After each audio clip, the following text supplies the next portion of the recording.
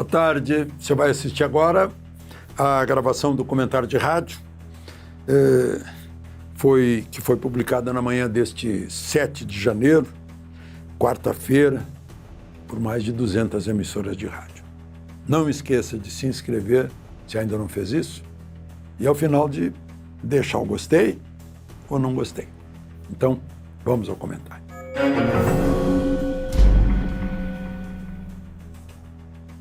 Bom, eu vejo que o Estadão é um dos principais jornais deste país, está acompanhando bem o escândalo gigantesco que está se tornando essa liquidação do Banco Master.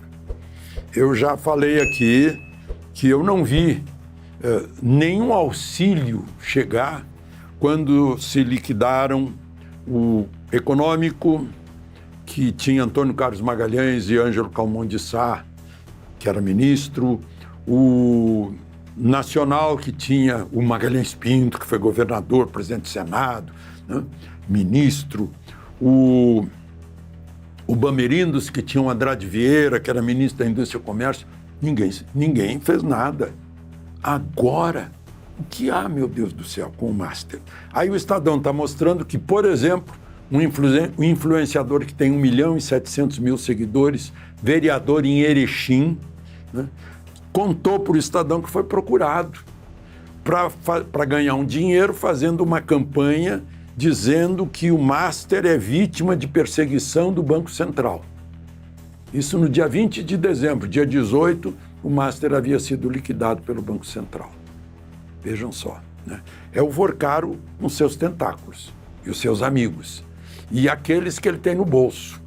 O dia que ele falar, de certo, vai atrapalhar a vida de muita gente, né? O Vorcaro fez aquele contrato com o escritório da família do ministro Moraes, de 3.600.000 por mês, né? Uma coisa assim que ninguém consegue explicar transparentemente, né?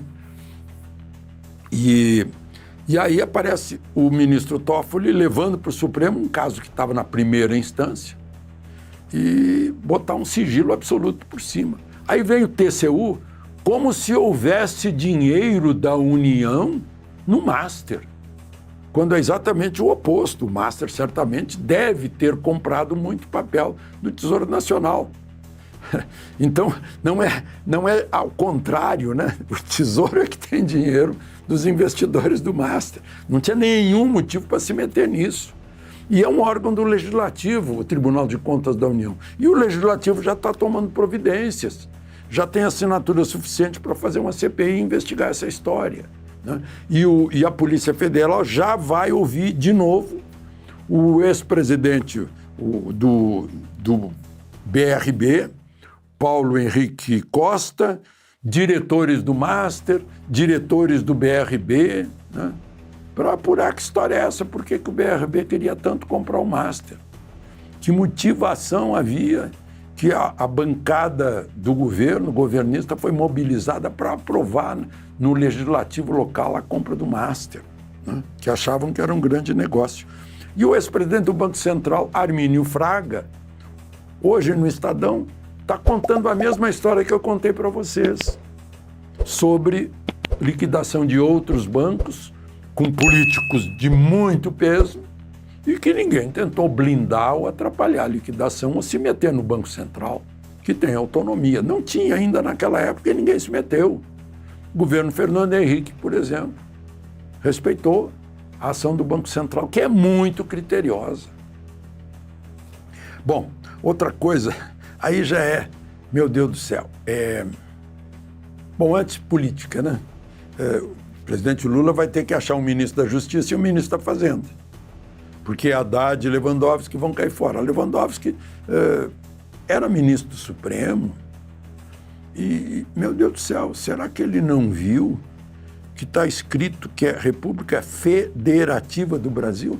E ele fez um projeto aí de segurança pública que esquece a Constituição, que segurança pública é com os estados. Estava praticamente tornando a federação uma república unitária. Claro que os governadores não quiseram saber, né? Esse protesto vem desde sempre aqui no Brasil, o governo central se metendo demais nos estados. E Haddad deve estar dando graças a Deus que vai embora. Que não conseguiu, nem inventou aquele arcabouço, uma espécie de camuflagem para romper o teto. O limite de teto que foi estabelecido por lei no governo Temer foi uma das melhores coisas que foram feitas, mas romperam aquilo e está aí um déficit imenso.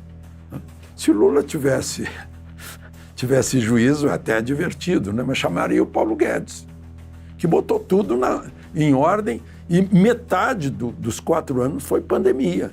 E ainda assim botou em ordem e teve superávit, né? Então, é possível fazer.